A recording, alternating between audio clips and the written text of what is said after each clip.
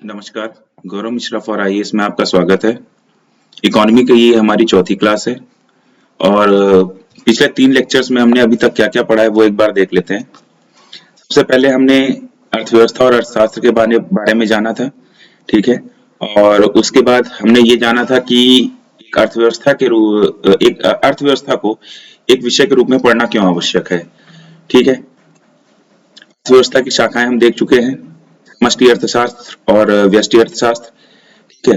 भारतीय अर्थव्यवस्था की विशेषताएं हमने पढ़ी थी, जिसमें हमने ये पॉइंट डिस्कस किया था ब्रीफली कि भारतीय अर्थव्यवस्था एक तो विकासशील अर्थव्यवस्था है, ठीक है, और विकासशील अर्थव्यवस्था क्यों है, हमने उसके सारे पॉइंट्स डिस्कस कर लिए हैं, ठीक है। फिर उसके बाद हमने डिस्कस किया था कि भारतीय अर्थव्यवस्था मिश्रित अर्थव्यवस्था है और मिश्रित अर्थव्यवस्था के अंतर्गत हमने पूंजीवादी, समाजवादी, मिश्रित और साम्यवादी अर्थव्यवस्थाओं के बारे में जान लिया था, ठीक है। और उसके बाद भारत की अर्थव्यवस्था की और भी विशेषताएं हैं कि जैसे कि ये एक नियोजित अर्थव्यवस्था है, ठीक है। तो नियोजित अर्थव्यवस्था मतलब पहले योजना के द्वारा जो ना अर्थव्यवस्था का विकास किया जा रहा है। पहले योजना आयोग था,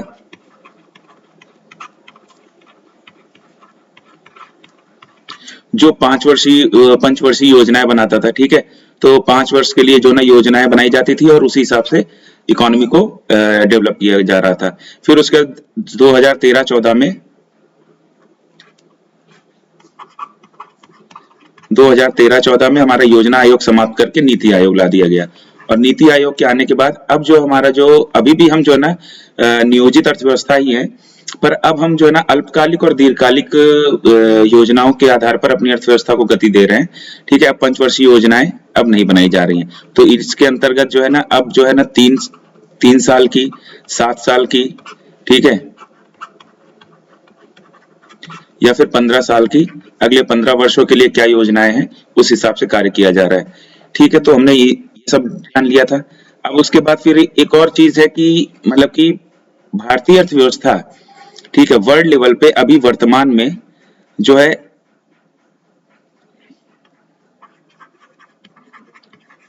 इमर्जिंग मार्केट इकोनॉमी है,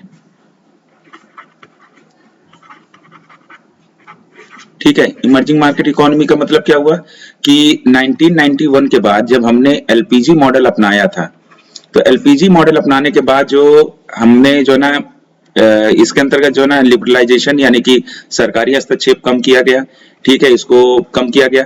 फिर प्राइवेटाइजेशन, निजीकरण को बढ़ावा दिया गया, ठीक है, और ग्लोबलाइजेशन यानी कि हमारी अर्थव्यवस्था को अंतरराष्ट्रीय अर्थव्यवस्था के साथ जोड़ने का प्रयास किया गया, ठीक है। तो ये सारे प्रयास लगातार किए गए।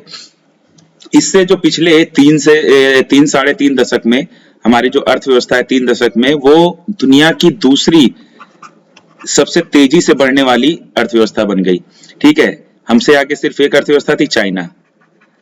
चाइना की ग्रोथ रेट पिछले 3 दशकों में लगभग 9 से 10% रही है, और जबकि भारत की पिछले 2 दशकों में 7%, लगभग 7% या 7% से थोड़ा सा ऊपर ही रही है, ठीक है।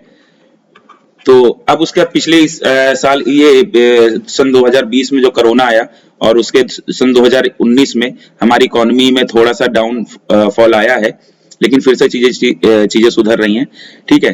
तो इस तरह हमारी इकोनॉमी दुनिया में जो है ना सेकंड नंबर पे सबसे तेजी से ग्रो करने वाली इकोनॉमी थी, ठीक है। तो एक ये भी हमारी अर्थव्यवस्था की एक विशेषता हो गई कि भारतीय अर्थव्यवस्था एक प्रगतिशील या इमर्जिंग मार्केट इकोनॉमी है, ठीक है। बाकी जो अगर दुनिया का अगर हम देखें तो उनका ग्रोथ रेट करीब 3.2% के आसपास रहा है, ठीक है, पूरी मतलब कि पूरे वर्ल्ड का। लेकिन भारत का जो है वो 7% के आसपास रहा और चाइना हमसे थोड़ा सा आगे रहा। इवन पिछले 4-5 सालों में चाइना कई बार हमसे पीछे भी हुआ है और हम दुनिया की पहली फास्टेस्ट ग्रोइंग इकोनॉमी बने, लेकिन उसका कारण ये नहीं था कि हमने ज्यादा अच्छा परफॉर्म किया, उसका कारण ये था कि चाइना की इकोनॉमी में थोड़ा सा स्लो डाउन आया, ठीक है। तो हमने ये भी पॉइंट डिस्कस कर लिया। फिर हमने जो समझा था अर्थव्यवस्था की संरचना हमने जान ली थी, और इस चीज को जो है ना आपने अच्छे से समझ लिया था कि अर्थव्यवस्था की संरचना जहां भी वर्ड आता है तो आपको तुरंत माइंड में आ जाना चाहिए कि अर्थव्यवस्था का जीडीपी में जो हमारे 3 सेक्टर हैं, एग्रीकल्चर, इंडस्ट्रियल और सर्विस, इन तीनों सेक्टर का जीडीपी में क्या योगदान है और एम्प्लॉयमेंट में क्या योगदान है। तो इन तीनों सेक्टर्स का जीडीपी और एम्प्लॉयमेंट में योगदान ही अर्थव्यवस्था की संरचना कहलाती है। ठीक है, इस चीज को याद कर लीजिएगा। आज जो हमारा टॉपिक है कि भारतीय अर्थव्यवस्था के अंतर्गत आने वाले प्रमुख सामाजिक एवं आर्थिक मुद्दे। तो जो हमारे प्रमुख सामाजिक और आर्थिक मुद्दे हैं, वो सबसे पहला मुद्दा है असमानता, फिर बेरोजगारी और फिर निर्धनता। ठीक है, तो आज हम एक नया टॉपिक शुरू कर रहे हैं। असमानता से हम शुरुआत करते हैं अपनी। तो हम लेट्स बिगिन।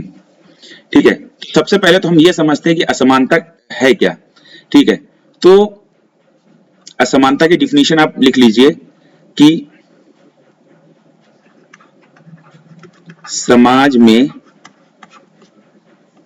लोगों के मध्य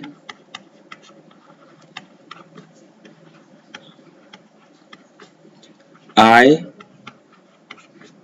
व्यय एवं संपत्ति के स्तर पर अंतर ही असमानता कहलाती है। ठीक है, तो हमें इससे क्या पता चला कि समाज में विभिन्न वर्गों के बीच में या लोगों के बीच में मुख्यतः 3 स्तरों पर जो है ना समानता है। There are mainly 3 levels of inequalities between different sections of the society. तो वो कौन कौन से हो गए 3? आय, व्यय और संपत्ति। ठीक है, तो सबसे ज्यादा असमानता किस स्तर पे होगी और सबसे कम असमानता किस स्तर पे होगी? ठीक है, पहले इसको साफ कर लेते हैं।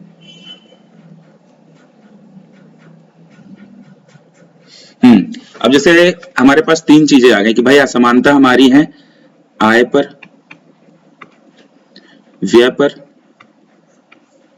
और संपत्ति के स्तर पर।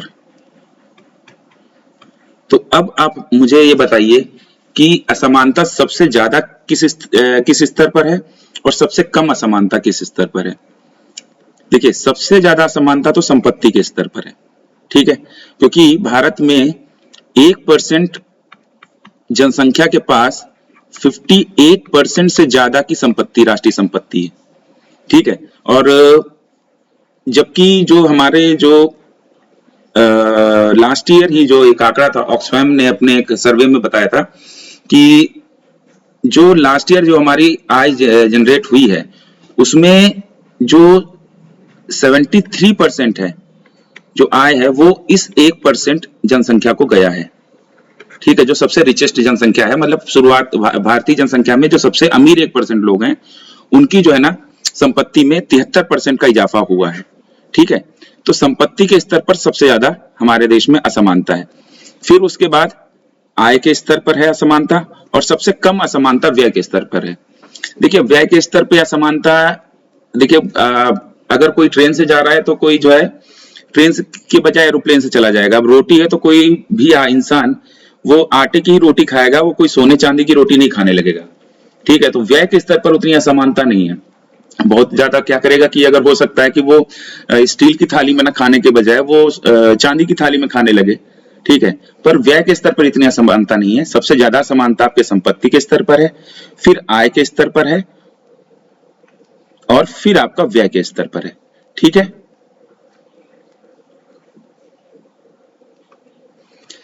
तो ये चीज क्लियर हो गई। तो आगे देखते हैं। तो आय के स्तर पर जो असमानता है या व्यय के स्तर पर असमानता है, ठीक है, इनको मापते कैसे हैं? देखिए, असमानताओं को मापने के कई तरीके हैं। ठीक है, जैसे एक तो पंचमक अनुपात है, ठीक है, जिसे हम इंग्लिश में क्विंटाइल रेशियो कहते हैं, क्विंटाइल रेशियो। ठीक है, और दूसरा पाल्मा अनुपात है। ये जो है ना मॉडर्न थ्योरी है, पाल्मा नाम के एक अर्थशास्त्री थे, उन्होंने ये पाल्मा अनुपात दिया है। ठीक है, तो पंचमक अनुपात के अंतर्गत क्या किया जाता है? इंक चेंज कर लेते हैं हम लोग पहले।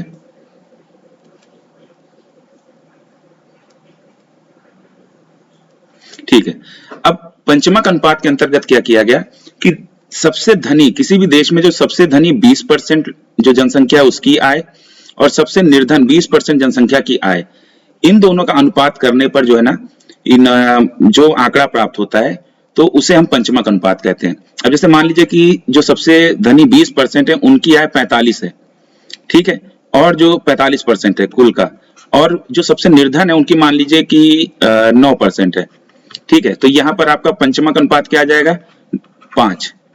अब मान लीजिए अगर इनकी 45 के बजाय अगर 55 हो जाए, ठीक है, अगर ये 55 हो जाए, 55% जो 20% सबसे धनी लोग हैं ये कुल आय का 55% ले रहे हैं, और ये जो है ना इनकी अगर मान लीजिए कम हो जाए, इनकी मान लीजिए 8 हो जाए, 8%, तो क्या होगा कि इसका मान जो होगा ये लगभग 7 के आसपास आएगा लगभग, ठीक है।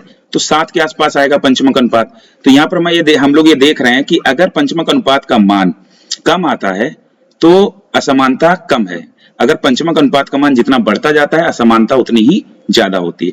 तो इस तरीके से हम कंट्री वाइज भी हम कर सकते हैं। भाई किसी कंट्री में अगर निर्धन मान लीजिए कि सबसे 20% जो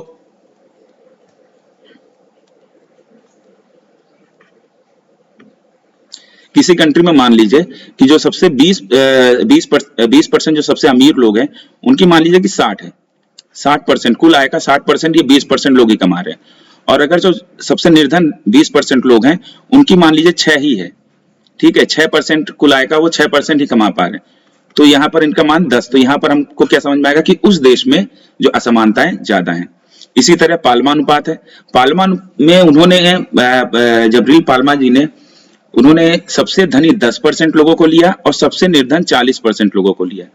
अच्छा, ऐसा क्यों लिया है ये सब जानने की जरूरत नहीं है, लेकिन फिर भी हर कॉन्सेप्ट क्लियर होना चाहिए। तो अब इसको आप समझिए। जैसे मान लीजिए किसी देश में जनसंख्या 10 है,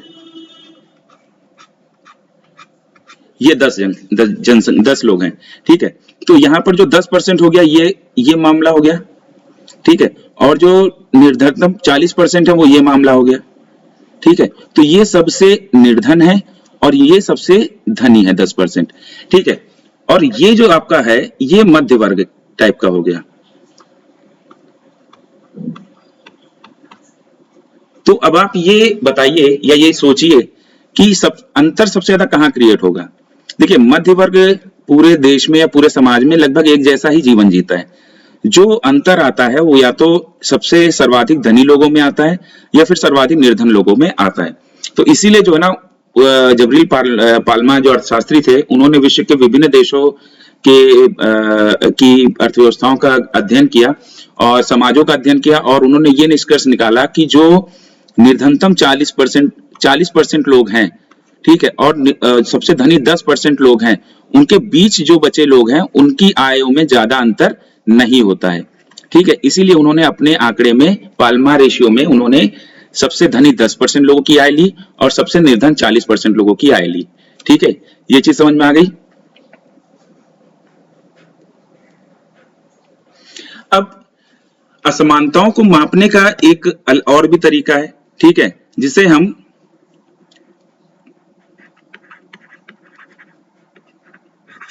लॉरेंज वक्र कहते हैं, ठीक है। असमानताओं के मापन के लिए कौन सा वक्र इस्तेमाल किया जाता है, याद कर लीजिए, लॉरेंज वक्र, ठीक है। असमानताओं के मापन के लिए कौन सा वक्र इस्तेमाल किया जाता है, लॉरेंज वक्र, ठीक है। तो लॉरेंज वक्र कैसा होता है, सबसे पहले अब लॉरेंज वक्र को समझ लेते हैं, ठीक है। एक चीज और याद कर लीजिए कि असमानताओं की जो अंकगणितीय माप है वो गिनी गुणांक द्वारा से होती है। लॉरेंज कर्व इज यूज्ड, यहां देखिए, Lorenz curve is used to measure inequalities and is derived through the Gini coefficient in arithmetic measurement, ठीक है। तो लॉरेंज कर्व के जो मान को गिनी गुणांक के माध्यम से यूज करके हम जो है ना अंकगणितीय माप निकालते हैं, ठीक है।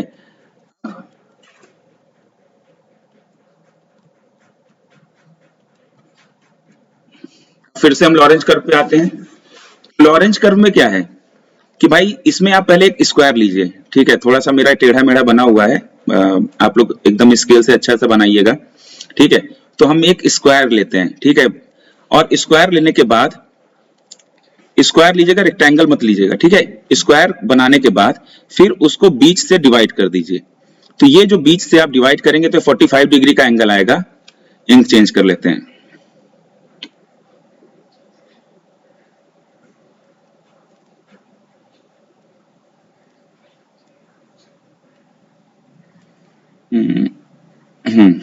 ठीक है। अब जो है जब हम, तो ये हमारा हो जाएगा, जब हमने एक स्क्वायर लिया, ये हमारा एक्स एक्सिस हो गया, ये हमारा वाई एक्सिस हो गया, ठीक है।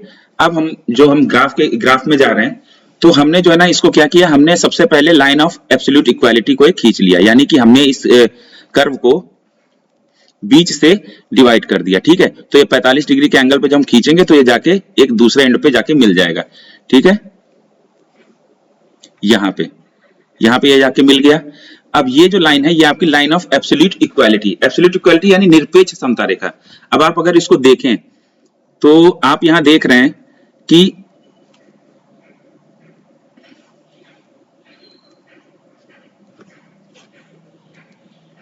दस % जो लोग हैं इनकी आय 10% के बराबर है, इधर आके मिल रही है।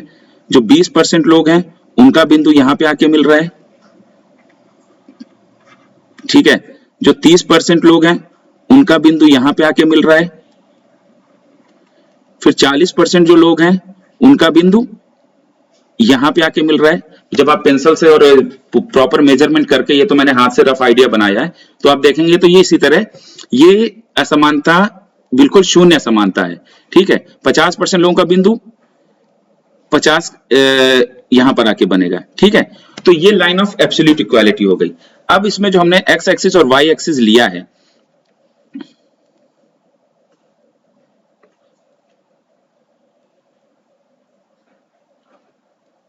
अब हमने जो एक्स एक्सिस और वाई एक्सिस लिया है उसमें हमने एक्स एक्सिस में इनकम को ले लिया है, ठीक है, कि यहां पर जो है ना इनकम 10%, 20%, 30%, 40% और फिर ऊपर ओवरऑल 100% इनकम किसी भी इकोनॉमी की, ठीक है। और यहां पर हमने जो है ना वाई एक्सिस पे लिया है जनसंख्या को, पॉपुलेशन को, कि सब निर्धन से शुरू किया गया, कि सबसे निर्धन 10%, फिर 20% और फिर आगे बढ़ते हुए फिर सबसे धनी 100%, ठीक है। तो पूरी जनसंख्या कवर हो गई, यानी कि यहां जो होगा सबसे फर्स्ट बंदा होगा वो सबसे निर्धन होगा और जो सबसे आखिरी बंदा होगा वो सबसे धनी होगा, ठीक है।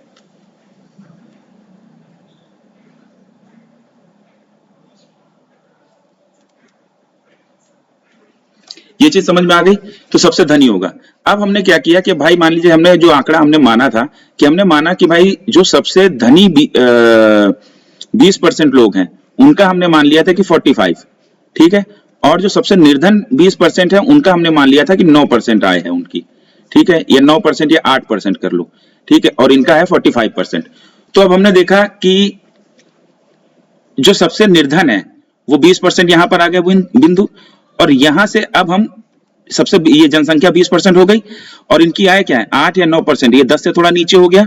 तो हमने ये, तो जब हम इस लाइन को 8 या 9% वाली लाइन को आगे बढ़ाएंगे और निर्धनतम 20% वाली लाइन को आगे बढ़ाएंगे तो वो आके इस बिंदु पर जुड़ेगा, ठीक है। अब उसके बाद सबसे धनी जो है वो 20%, तो सबसे धनी 20% तो इधर से ही होंगे, क्योंकि हम निर्धन से शुरू हुए और धनी सबसे रिचेस्ट यहां से बंदा शुरू हो रहा है, ठीक है। तो सबसे धनी 20% कौन होंगे, यानी 100 और 80 के बीच में, 100 और 80 के बीच में। अब इनकी आय कितनी है, इनकी आय 45% है, तो 45% लिया है तो हम इसको ऊपर से मेजर करेंगे। 45% कहां से आ जाएगा, ये हो गया 10%, 20%, 30%, 40% और 40 के बाद ये हो गया 45%। देखिए आप बोलोगे कि सर यहां नीचे से डायरेक्ट क्यों नहीं ले लिया, भैया नीचे से इसलिए नहीं लिया है 45%, क्योंकि नीचे से अगर लेते तो फिर ये भी उसी पे ओवरलैपिंग हो जाता, ठीक है। इनकी आय भी जो है ना धनी वाले उसमें जुड़ जाती, तो इसीलिए जो है ना हमने ऊपर से ले लिया 45%, ठीक है। जब हमने इस लाइन को आगे बढ़ाया तो ये लाइन आगे बढ़ते हुए इस बिंदु पर आई और हमने 80% वाली लाइन को आगे जब बढ़ाया तो इस बिंदु पर आई। तो इस बिंदु पर जब ये दोनों मिले हैं तो हमने यहां पर एक पॉइंट प्राप्त हो गया हमें।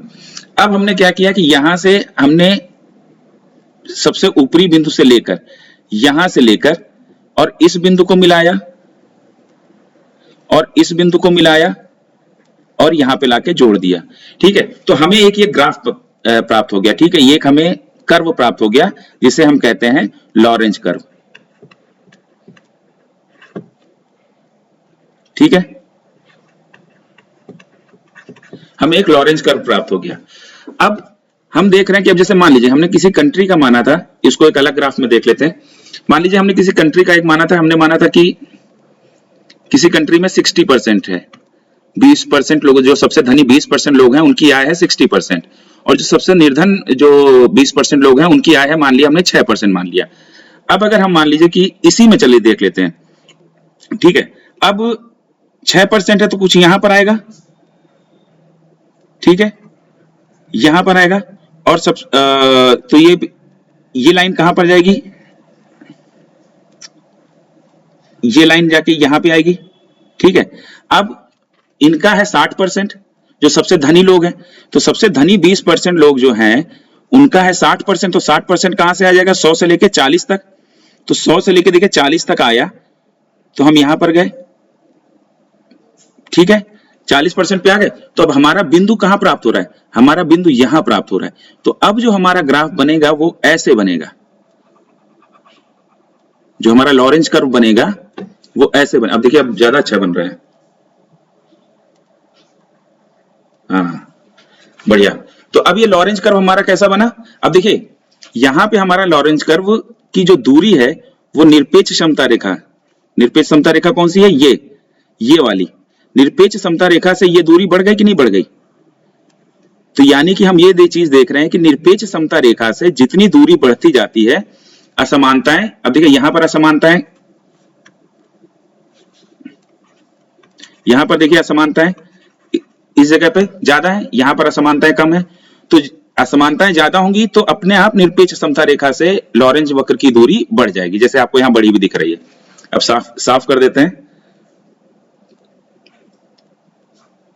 ठीक है, तो इस तरीके से असमानताएं अपने आप बढ़ जाती हैं। अब गिनी गुणांक क्या होता है, तो गिनी गुणांक होता है जिसको हम जी से डिफाइन करते हैं, जी से डिफाइन करते हैं। तो गिनी गुणांक क्या होता है कि गिनी गुणांक बराबर होता है निरपेक्ष समता रेखा से लॉरेंज वक्र के बीच का क्षेत्रफल। ठीक है,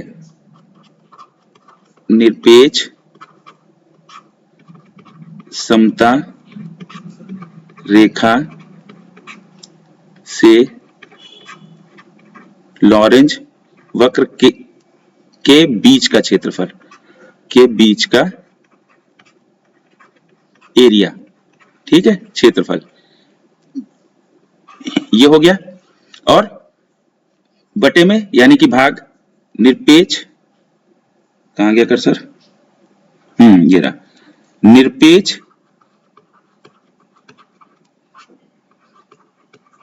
समता रेखा के ऊपर या नीचे का क्षेत्रफल। ठीक है, अब ये हमारा हो गया गिनी गुणांक। अब देखिए इनके बीच का जो क्षेत्रफल है, ऊपर पहला पॉइंट क्या कह रहा है, निरपेक्ष समता रेखा से लॉरेंज वक्र के बीच का क्षेत्रफल, यानी कि कौन सा क्षेत्रफल, ये वाला क्षेत्रफल, जो ये येलो वाला मैंने कर रखा है। ठीक है, ये वाला क्षेत्रफल, और बटे में क्या कह रहा है, निरपेक्ष समता रेखा के, यानी कि लाइन ऑफ एब्सोल्यूट इक्वालिटी के, या तो नीचे का क्षेत्रफल ले लो ये पूरा, और या तो फिर ऊपर वाला ले लो हिस्सा। भाई देखिए 45 डिग्री है, जब हमने एक स्क्वायर लिया है, ये 45 डिग्री है, तो ये 45 डिग्री इसको जो है ना,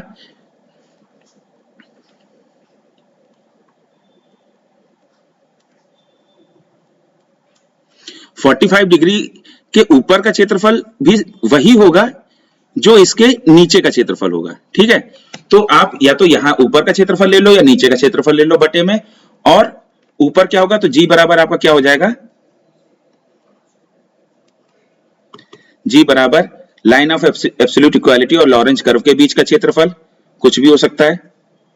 ठीक है, मान लीजिए एक्स, और निरपेक्ष समता रेखा यानी लाइन ऑफ एब्सोल्यूट इक्वालिटी के ऊपर का क्षेत्रफल या नीचे का क्षेत्रफल मान लीजिए वाई। अब देखिए, अब इनके बीच का कोई ना कोई तो क्षेत्रफल होगा, ठीक है, और ये मान ज्यादा है। देखिए इनके बीच का क्षेत्रफल मान लीजिए मैंने मान लिया कि 2 है, और इसके इसके ऊपर का लाइन ऑफ एब्सोल्यूट इक्वालिटी के ऊपर या नीचे का क्षेत्रफल मान लीजिए मैंने मान लिया 10 है, ठीक है, तो हमारा मान क्या आ जाएगा 0.5, ठीक है, ये हमारा गिनी गुणांक आ गया। अब मान लीजिए कि मैं मानता हूं कि इनके बीच का क्षेत्रफल कुछ है ही नहीं। अगर कुछ नहीं है तो यहां पर हमारा x क्या हो जाएगा 0, और 0/y यानी कि 10, तो जो हम 0 को 10 से भाग करेंगे तो 0 आ जाएगा, ठीक है। अब अगर क्षेत्रफल नहीं है तो इसका मतलब जो हमारा लॉरेंज कर्व है वो लाइन ऑफ, ये जो हमारा लॉरेंज कर्व है ये लाइन ऑफ एब्सोल्यूट इक्वालिटी के ऊपर ही है। इसका मतलब कोई असमानता है ही नहीं, यानी कि 0 मान प्राप्त होने का मतलब है कि असमानता नहीं है, ठीक है। अब मान लीजिए कि लॉरेंज कर्व जो है ना बढ़ते बढ़ते, असमानताएं बढ़ते बढ़ते वो यहां तक आ गया, इसने पूरे को कवर कर लिया, नीचे का पूरा क्षेत्रफल कवर कर लिया, तो ये x का मान तुम आपका क्या हो जाएगा 10 ही हो जाएगा, और लाइन ऑफ एब्सोल्यूट इक्वालिटी के नीचे भी मान क्या हो जाएगा 10 है ऑलरेडी, तो ये हमारा क्या हो जाएगा बराबर 1। 1 का मतलब है कि आपकी अधिकतम, यानी कि आपकी जो है ना एक ही व्यक्ति के पास सारी संपत्ति है।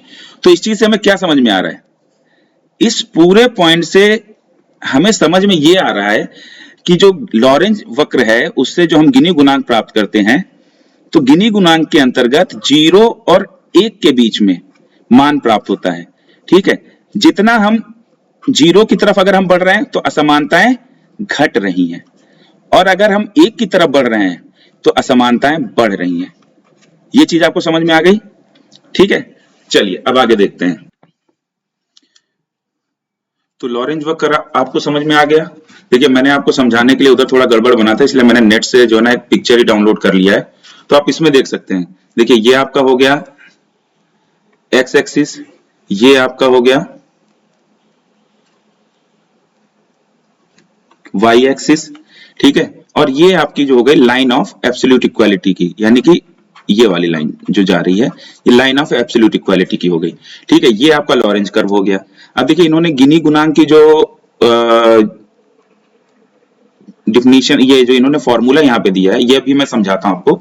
तो आपने ये पहले एक्स एक्सिस और वाई एक्सिस समझ लिया, और लाइन ऑफ एब्सोल्यूट इक्वालिटी को भी आपने देख लिया, ठीक है, ये जो चली जा रही है, ठीक है। और यहां पर आपका जो है ना इनकम की जगह आप जो है ना यहाँ पर एक्सपेंडिचर भी ले सकते हैं, ठीक है, क्योंकि लॉरेंज कर्व का जो मेन यूज है वो असमानताओं को नापने का है, तो एक्सपेंडिचर भी ले सकते हैं। बस इसमें यह है कि अब देखिए जहां आय में असमानता ज्यादा है, व्यय में असमानता कम है, तो जब हम इनकम का जो है ना लॉरेंज कर्व लेंगे और गिनी गुणांक निकालेंगे तो उसका मान थोड़ा सा ज्यादा आएगा, लेकिन जब हम एक्सपेंडिचर को लेंगे तो उसका मान थोड़ा सा कम रहेगा, ठीक है। और यहां पर आपके जो हो गई इस साइड में सबसे गरीब से शुरू करके जनसंख्या, पॉपुलेशन, ठीक है, सबसे गरीब, फिर उससे थोड़ा सा बेहतर, फिर उससे थोड़ा बेहतर, थोड़ा बेहतर, और फिर करते हुए लास्ट तक सबसे अमीर व्यक्ति, ठीक है। तो ये चीज हो गई, समझ में आ गया। तो मैंने आपको अभी तक समझाया क्या है, देखिए आपको हो सकता है कि बड़ा आपको कंफ्यूजन हो रहा हो, थोड़ा सा टेक्निकल इशू है, तो मैं आपको बता दूं। देखिए असमानताओं को मापने के लिए, ठीक है, हमें एक तो हम पंचमक अनुपात जिसे क्वांटाइल रेशियो कहते हैं उसका यूज करते हैं। फिर एक मॉडर्न थ्योरी आई जो जबरील पाल्मा जी ने दी थी, वो एक अर्थशास्त्री थे, तो हमने पाल्मा अनुपात निकालना शुरू कर दिया, ठीक है। फिर एक और तरीका है, ठीक है, लॉरेंज कर्व के माध्यम से हम इसका जो है ना ग्राफ प्राप्त कर सकते हैं और गिनी गुणांक से असमानताओं की माप कर सकते हैं। ये 3 तरीके हो गए, ठीक है। इसमें जो है ना लॉरेंज वक्र जो मैंने आपको समझा दिया है कि भाई एक स्क्वायर लीजिए और स्क्वायर में जो है ना एक्स एक्सिस की तरफ आप जो है ना इनकम या एक्सपेंडिचर को रख दीजिए, वाई एक्सिस की तरफ जो आपके नीचे की लाइन है उसमें पॉपुलेशन रख दीजिए, और उसके बाद जो है जब आप इनके जो है ना जब तुलना करेंगे कि भाई सबसे निर्धन इतने % लोगों की कितनी आय है या सबसे अमीर इतने % लोगों की कितनी आय है, जब उनका तुलना करेंगे तो आपको कुछ पॉइंट्स प्राप्त होंगे लाइन ऑफ एब्सोल्यूट इक्वालिटी के इधर नीचे। जब इन पॉइंट्स को आप एक रेखा से जोड़ देंगे, ठीक है, तो एक कर्व प्राप्त हो जाएगा जिसे हम लॉरेंज कर्व कहते हैं। ये बात समझ में आ गई। अब देखिए मैंने लॉरेंज कर्व की डिफिनीशन में आपको क्या समझाया था, गिनी गुणांक में मैंने गिनी गुणांक में समझाया था कि भाई लाइन ऑफ एब्सोल्यूट इक्वालिटी से लॉरेंज कर्व के बीच का जो एरिया है, ये एरिया, और इसके बटे में क्या मैंने बोला था कि लाइन ऑफ एब्सोल्यूट इक्वालिटी के या तो ऊपर का फुल एरिया ले लो और या नीचे का फुल एरिया। अब देखिए इन्होंने भी वही किया है, इन्होंने इसको ए मान लिया है और इसको बी मान लिया है, ठीक है। तो इन्होंने लॉरेंज कर्व का जो लाइन ऑफ एब्सोल्यूट इक्वालिटी और लॉरेंज कर्व के बीच का जो एरिया है उसको उन्होंने ए मान लिया है, ठीक है, और उसके बाहर का जो नीचा शेष जो नीचे का एरिया है उसको बी मान लिया है। तो बात वही हो गई, ठीक है, कि आप या तो ऊपर का, क्योंकि ये 45 डिग्री का एंगल है और 45 डिग्री का एंगल है तो एक स्क्वायर को दो भागों में बांटेगा, ठीक है। तो ये इस इधर ऊपर का अगर फुल एरिया ले लो या नीचे का फुल एरिया ले लो, बात वही होती है, ठीक है। तो इस तरीके से आप गिनी गुणांक निकाल देंगे। तो अब आप बताइए कि भारत के लिए गिनी गुणांक का मान वर्तमान में कितना है? 0.352, ठीक है। भारत के लिए वर्तमान में गिनी गुणांक का मान 0.352, अगर इसको परसेंटेज में कन्वर्ट करेंगे तो 100 से गुणा कर दो तो ये आ जाएगा 35.2%। तो हमारे देश में जो असमानताएं हैं वो 35.2% है, ठीक है। और अच्छा एक चीज और बताइए, मैं आपको एक फैक्ट बता रहा हूं कि एलपीजी जब हमने 1991 में हमने एलपीजी मॉडल अपनाया था, एलपीजी मॉडल अपनाया तो उससे हमारी अर्थव्यवस्था तेजी से ग्रोथ करने लगी। फिर ये हमारी, लेकिन अभी फैक्ट ये है कि एलपीजी मॉडल अपनाने के बाद हमारी असमानताएं तेजी से बढ़ी हैं। क्यों? इसका रीजन ये है, ये मैंने आपको शुरुआत के लेक्चर में बताया था कि साइमन कुजनेट जो एक अर्थशास्त्री थे, उन्होंने अपनी एक थ्योरी दी है कि विकास के शुरुआती चरण में असमानताएं बढ़ती हैं, फिर धीरे धीरे जैसे जैसे विकास का लाभ नीचे छम के पहुंचता रहता है वैसे वैसे असमानताएं भी घटनी शुरू हो जाती हैं। क्लियर है? तो अभी हम विकास के चरण में हैं, इसलिए भारत में अभी असमानताएं बढ़ रही हैं, ठीक है। जैसे जैसे हम डेवलप होते जाएंगे तो जो डेवलपमेंट का जो फायदा है वो धीरे धीरे रिस कर नीचे के स्तर तक पहुंचता जाएगा, ठीक है, और फिर हमारे यहाँ भी असमानताएं कम होने लगेंगी। तो इससे एक चीज ये निकल के आती है कि जो भी डेवलप्ड इकोनॉमीज हैं उनमें जो इनइक्वालिटी है वो कम है। हाँ बिल्कुल कम है। जैसे हमारा 35, एक मिनट,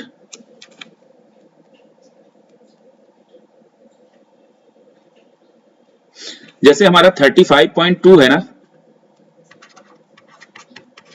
35.2, तो जो डेवलप्ड इकोनॉमी होती है उनका 25 और 30 इसके आसपास लगभग रहता है। मतलब सबसे ज्यादा जिसका जैसे इनइक्वालिटी सबसे ज्यादा कहां पर है, लिसोथो एक कंट्री है, वहां पर 68 या 67 के आसपास है, ठीक है, के आसपास इनइक्वालिटी है।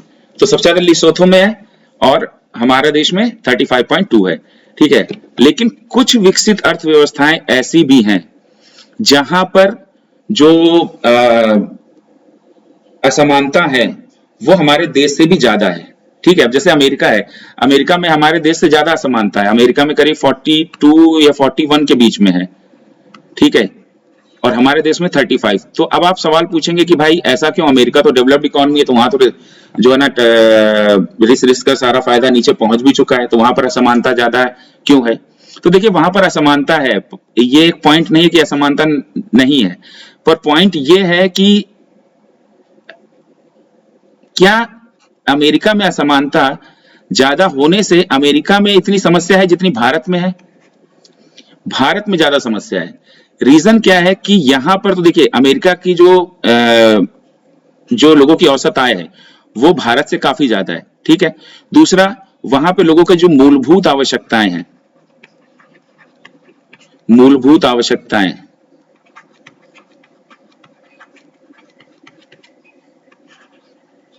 ठीक है, वो सबकी लगभग पूरी हो रही। तो यहां मतलब कि जो है ना निर्धन वहां पर कम है। अब जैसे मूलभूत आवश्यकता जो है उसको आप इस तरीके से देखिए, हर देश की हर समाज की अलग अलग मूलभूत आवश्यकताएं होती हैं। हमारे देश में मूलभूत आवश्यकता ये हो सकती है कि भाई हमारे पास 2 वक्त की रोटी हो जाए भाई, और पहनने के लिए एक जोड़ी कपड़े। अमेरिका में हो सकता है मूलभूत आवश्यकता ये हो कि भाई जब तक उनके पास कार नहीं होगी या घर में एसी नहीं होगा तब तक वो जो है ना अपने आप को समझेंगे कि हमारे पास कम है। तो मूलभूत आवश्यकताएं आवश्यकताएं हर एक समाज और सोसाइटी की जो है ना अलग अलग होती हैं, ये मतलब एक गुणात्मक पहलू है। ठीक है, तो वहां पर तो मूलभूत आवश्यकताएं तो सभी की पूरी हो रही हैं। ठीक है, भारत में प्रॉब्लम यह है कि यहाँ पर जो है ना निर्धनों की संख्या बहुत ज्यादा है। निर्धनों की संख्या बहुत ज्यादा, विश्व की 1/3 निर्धन जनसंख्या गरीब लोग भारत में ही बसते हैं। ठीक है, तो निर्धनों की संख्या ज्यादा होने से क्या होता है कि अगर मान लीजिए कि हमें हमारे देश में असमानता ज्यादा होगी तो जो है ना ये तो फिर इनके लिए तो मूलभूत आवश्यकताएं पूरी करना ही मुश्किल हो जाएगा निर्धनों के लिए। ये बात समझ में आ गई? तो हमारे देश में जो है ना असमानता ज्यादा होना या असमानता बढ़ना, ठीक है, ये एक समस्या है। ठीक है, लेकिन ये भी विकास के क्रम में धीरे धीरे ये समस्या भी हल हो जाएगी।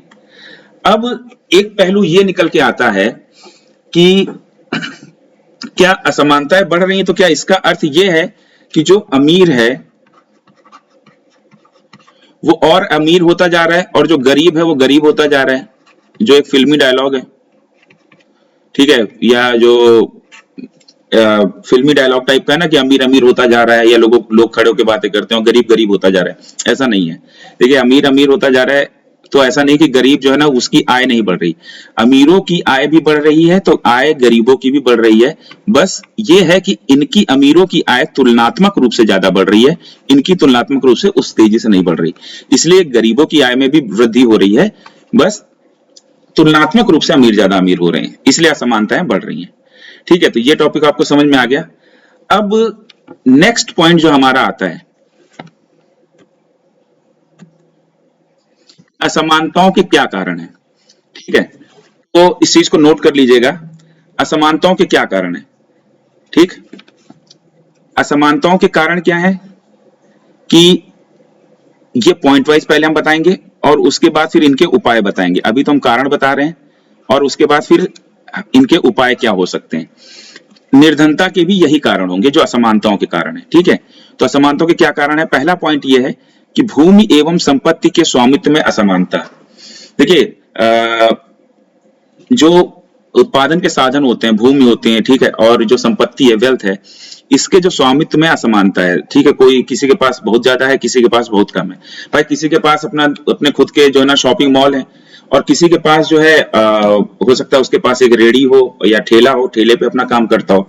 तो उत्पादन, ये जो है ना उत्पादन के जो साधन है, ठीक है, जो लैंड, लेबर, कैपिटल, इंटरप्रेन्योरशिप, ये 4 चीजें होती हैं, तो इनके स्वामित्व में जो है ना असमानता है, इसलिए जो है ना भारत में असमानता है।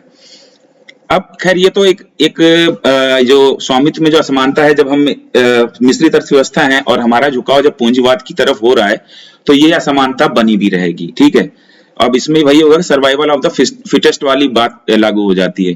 ठीक है, कि डेवलपिंग, जब हम पूंजीवादी अर्थव्यवस्था की तरफ मूव करते हैं तो हर चीज लाभ से प्रेरित होती है। ठीक है, तो यहाँ उत्पादन के साधन जो है उनके स्वामित्व में असमानता होने के कारण भारत में असमानता है। अब दूसरा पॉइंट यह है कि दोषपूर्ण उत्तराधिकार अधिनियम। देखिए, इसका मतलब क्या हो गया? इसका मतलब ये हुआ कि भाई जैसे कोई इंसान है और उसने जीवन भर खूब कमाया और कमाने के बाद बहुत सारी प्रॉपर्टी, खूब सारा वेल्थ उसने क्रिएट कर लिया, ठीक है, और बहुत सारी पूंजी जमा कर ली। पूंजी की परिभाषा मैंने आपको बता दी थी कि जो भी साधन जो प्रकृति से फ्री नहीं मिल रहे हो और वो साधन आपके लिए इनकम जनरेट कर रहे हो, उसे हम पूंजी कहते हैं। तो किसी व्यक्ति ने बहुत सारी पूंजी जीवन में कमाई और उसके बाद मरते समय, वो अंतिम समय में वो जो है ना अपने बेटे को वसीयत में दे गया। ठीक है, अब वसीयत में दे गया, बेटे ने क्या किया? बेटे ने कुछ नहीं किया। अर्निंग के जो सारे जो सोर्सेस थे उसके बाप ने क्रिएट कर दिए, यानी सॉरी फादर ने क्रिएट कर दिए, और बेटे को कुछ करना ही नहीं है। ठीक है, तो ये अपने आप बैठे बैठे ही जो है ना अमीर हो गए। तो दोषपूर्ण उत्तराधिकार अधिनियम में अभी जैसे जो वसीयत वगैरह करने में जो है कि लोगों को मतलब गवर्नमेंट की तरफ से इतना टैक्स वगैरह नहीं लगाया जाता। ठीक है, तो इसलिए जो है जो है ना जो असमानताएं बरकरार हैं। ठीक है, अगर गवर्नमेंट की तरफ से मान लीजिए कि अब जो है ना जब भी प्रॉपर्टी का जो है ना ट्रांसफर हो रहा है, अब प्रॉपर्टी का ट्रांसफर होने में गवर्नमेंट अगर एक गुड अमाउंट में अगर वो उस पर टैक्सेशन करेगी तो उससे क्या है कि जो है ना उसका यूज गवर्नमेंट कहीं और कर सकती है, और इसको भी जो है ना फिर जो अगला जो बंदा जो ले रहा है इस प्रॉपर्टी को, उसको भी कम मिलेगा, वो उसे बढ़ाने की कोशिश करेगा। ठीक है, तो ये ऐसा नहीं है हमारे देश में, बहुत थोड़ा सा मिनिमम टैक्स लगता है और उसी में जो है ना वसीयत हो जाती है। तो दोषपूर्ण उत्तराधिकार अधिनियम की वजह से भी जो है ना हमारे देश में असमानता है। ठीक है, अब अगला पॉइंट है हमारा शिक्षा एवं स्वास्थ्य सेवाओं की उपलब्धता में अंतर, difference in availability of education and health services. देखिए ये असमानता का कारण कैसे हुआ भाई? देखिए जिसके पास शिक्षा और जब शिक्षा, अगर मान लीजिए कोई शिक्षित होगा तो अपने आप को जल्दी इंप्रूव कर लेगा। ठीक है, अगर मान लीजिए अशिक्षित है तो वो अपने आप को कैसे इंप्रूव करेगा? अब वही स्वास्थ्य सेवाओं को ले लीजिए कि स्वास्थ्य सेवाएं क्या है कि भाई जब हेल्थ रहेगा, कहते हैं ना हेल्थ इज वेल्थ, तो जब हेल्थ होगा तभी तो वेल्थ आएगा। अब कोई बीमार है तो बीमार क्या जनरेट करेगा? ना वो कुछ उत्पादन में काम कर पाएगा, ना वो कुछ अपना कुछ भला कर पाएगा, ना ही वो कोई पूंजी सृजन या पूंजी निर्माण कर पाएगा। ठीक है, तो अब जो शिक्षा और स्वास्थ्य की आवश्यकता क्यों है ये हमने बता दी। अब इनकी उपलब्धता में अंतर है, तो इनकी उपलब्धता में अंतर का मतलब ये हो गया कि भाई जैसे अमीर है और तो उसके पास तो भाई बड़े बड़े हॉस्पिटल में आराम से जा सकता है। ठीक है, लेकिन गरीब के लिए वो उतने अच्छे हॉस्पिटल नहीं है। अब वो सरकारी हॉस्पिटल जाता है, चक्कर लगाता रहता है लगातार। ठीक है, तो उसका जो एक प्रोडक्टिव टाइम है वो हॉस्पिटल के चक्कर लगाने में, अपनी बीमारियों से लड़ने में ही चला जाता है। ठीक है, तो एक अच्छी अगर स्वास्थ्य हेल्थ व्यवस्था रहेगी तो फिर लोग, वो एक गरीब इंसान भी अपने आप को अच्छे से विकसित कर पाएगा।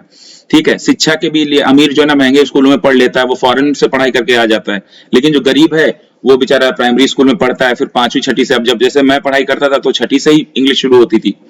ठीक है, तो इन सारी चीजों की वजह से जो है ग्रोथ में थोड़ा सा प्रॉब्लम आती है, इसलिए भी हमारे देश में असमानता है।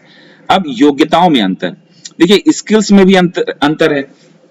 ठीक है, योग्यता देखिए दो टाइप की होती है, एक तो होती है कि भाई जो आपने गेन कर ली, और एक होती है कि मतलब कि जन्मजात टाइप की।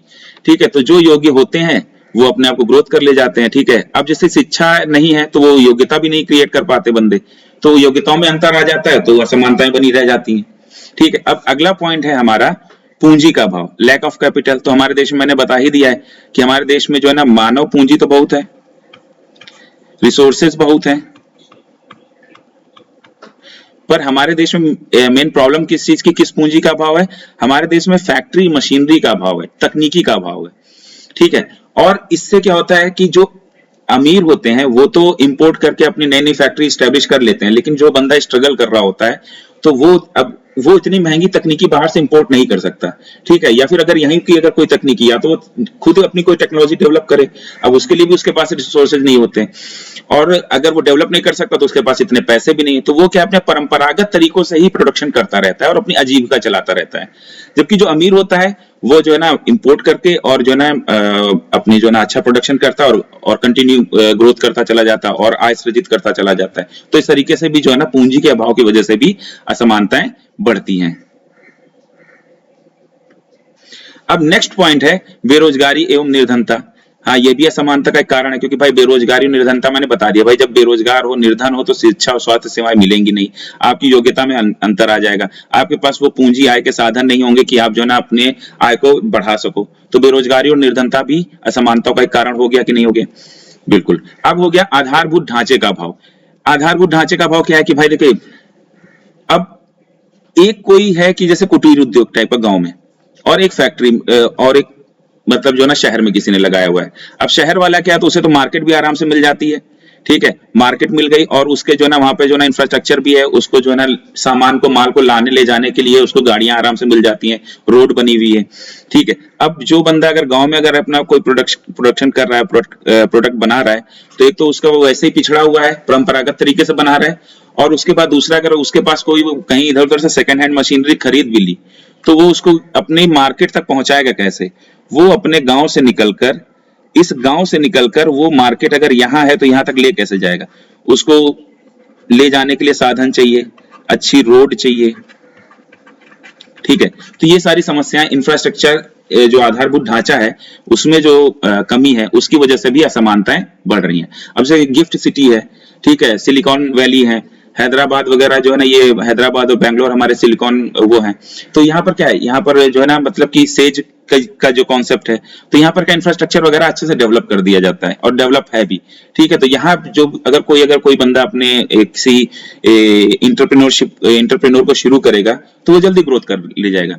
अगर कोई गांव में करता है या फिर किसी पिछड़े इलाके में या किसी जो पिछड़े राज्य में, ठीक है, करेगा तो उसको ग्रोथ करने में प्रॉब्लम आएगी। ठीक है, तो ये हो गया आपका आधारभूत ढांचे का भाव।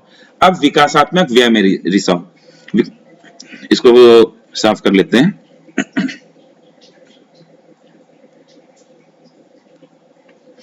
विकासात्मक व्यय में रिसाव, लीकेज इन डेवलपमेंट एक्सपेंडिचर। देखिए मैंने आपको पहले ही बताया था कि गवर्नमेंट के दो एक्सपेंडिचर होते हैं। ठीक है, एक एक्सपेंडिचर होता है गवर्नमेंट का जो इसेंशियल होता है, वो उसे करना ही है। ठीक है, और इसको करने के बाद जो बचता है, क्योंकि गवर्नमेंट वहां पर कोई कंपनी नहीं है कि प्रॉफिट जनरेट करने के लिए बैठी है। गवर्नमेंट के पास जितना टैक्स से पैसा जाता है, गवर्नमेंट उससे जो है ना अपना जो इसेंशियल एक्सपेंडिचर है उसको करने के बाद फिर बाकी पैसा जो है ना पब्लिक के लिए जो है ना वेलफेयर के लिए खर्च करती है। ठीक है, अब इसे ही हम कहते हैं विकासात्मक व्यय, डेवलपमेंटल एक्सपेंडिचर। ठीक है, तो इसेंशियल एक्सपेंडिचर और डेवलपमेंटल एक्सपेंडिचर, दो एक्सपेंडिचर गवर्नमेंट के होते हैं। अब गवर्नमेंट जैसे जो विकासात्मक व्यय गवर्नमेंट कर भी रही है, तो मान लीजिए गवर्नमेंट अब जैसे एक बहुत ही प्रसिद्ध लीडर का भी स्टेटमेंट था कि भाई ऊपर से अगर मैं 10 रुपए अगर छोड़ता हूं तो नीचे 10 रुपए अगर ऊपर से आता तो नीचे जान के किसी को 1 रुपया या कोई कहता है 10 पैसे ऐसे ही मिलता है।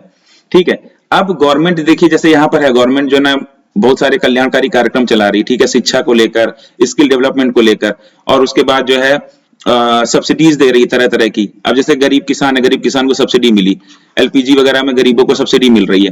तो अब वो सब्सिडी अगर लीक हो जाती, पहले तो लीक हो जाती थी, अब तो चलिए ठीक है कि जो है ना डायरेक्ट जो है ना खाते में ही आ जाता है डीबीटी के माध्यम से, लेकिन पहले जो है ना लोगों के डायरेक्ट खाते में नहीं आ रहा था, तो वो जो सब्सिडीज वगैरह थी वो बीच में ही लीक हो जाती थी। तो इससे क्या है कि जो एक डेवलपमेंट करने के लिए जो सपोर्ट सिस्टम था वो कमजोर पड़ जाता था। ठीक है, तो ये सपोर्ट सिस्टम जब कमजोर पड़ जाता था तो इससे क्या है कि इनको वो एक पुश नहीं मिल, गरीब जो एक मेहनत करके आगे बढ़ना चाहता है उसको एक पुश नहीं मिल पाता था, वो पुश जो है ना उसमें कहीं कमी रह जाती थी, इसलिए वो जो है वो उतनी तेजी से डेवलप नहीं कर पाता है। तो ये भी असमानता का एक कारण है। तो ये सारे कारण मैंने डिस्कस कर दिए हैं। ठीक है, और इससे ज्यादा ब्रीफ में आपको डिस्कस करने की जरूरत भी नहीं है, इतना आपने समझ लिया, ये आपको वैसे भी, ये आपके अंडरस्टैंडिंग में भी है। ठीक है, तो बस आप इसको बस एक अपने मन में बसा लीजिए, इसको याद कर लीजिए, 4 5 6 बार सुनिए और उसके बाद या ऑटो में आपको याद हो जाएगा। ठीक है, और निर्धनता के भी यही कारण है, ये भी मैंने आपको बता दिया है। तो निर्धनता के कारण ही असमानताओं के कारण है, निर्धनता के और भी कारण है, जो जब हम निर्धनता टॉपिक पे आएंगे, पुअर्टी वाले टॉपिक पे, तो हम निर्धनता के इन कारणों के साथ कुछ और भी 4 5 कारण है उनको डिस्कस करेंगे। ठीक है, बाकी जो है ना आप ये जो है ना असमानताओं के कारण को याद कर लीजिए, ये भी आपके कॉन्सेप्चुअल व्यू से कंप्लीट हो गया। तो आज हमारा जो है ना हमने असमानताओं वाला टॉपिक कंप्लीट कर दिया है। अगर इसमें कुछ बचा होगा तो अगले वीडियो में कर दिया जाएगा, और उसके बाद फिर हमारे जो है भारत के जो हमारी भारतीय अर्थव्यवस्था के सामाजिक व आर्थिक मुद्दों में, ऊपर वाली स्लाइड में, असमानता लगभग आज कंप्लीट हो गया है, और बेरोजगारी और निर्धनता, ये दो चीजें बची हैं। ठीक है, अब असमानताओं को दूर करने का कारण ये बचा हुआ है कि इनका उपाय क्या है, असमानताओं को दूर करने का उपाय ये नेक्स्ट वीडियो में बताऊंगा। ठीक है, उसके बाद फिर हम बेरोजगारी टॉपिक शुरू करेंगे और फिर निर्धनता पे आएंगे। ठीक है, तो ये चीजें देखो इतना ब्रीफ में इसलिए बता रहा हूँ कि ये चीजें आपको कहीं मिलती नहीं। लोग सोचते हैं जीडीपी पढ़ा दिया, जीएनपी पढ़ा दिया और repo rate, reverse repo rate पता चल गया, यही एक इकोनॉमी। एक्चुअली इकोनॉमी यही नहीं है, और अब तो इकोनॉमी में भी पिछले 2-3 साल से कॉन्सेप्चुअल क्वेश्चन आ रहे हैं। तो अगर आप ये सोचो कि आप वही बैंकिंग और जीडीपी जीएनपी पढ़कर अगर आप प्री भी निकाल लोगे तो थोड़ा सा टफ हो जाता है। तो आपको थोड़ा कॉन्सेप्ट भी अपना क्लियर रखिए, इससे आपकी मेंस की भी तैयारी हो रही है। तो कॉन्सेप्चुअल पार्ट है, इसलिए मैं थोड़ा सा टाइम भी लेकर आपको मैंने ये थोड़ा सा ब्रीफ में ज्यादा समझा रहा हूँ, सो दैट आपको कोई भी पॉइंट बचा ना रह जाए। ठीक है, तो फिर अब अगले टॉपिक में हम जो है ना असमानताओं को दूर करने के क्या उपाय हैं उनको डिस्कस करेंगे, फिर हम आगे बढ़ेंगे। ठीक है, तब तक के लिए धन्यवाद और मिलते हैं नेक्स्ट वीडियो में।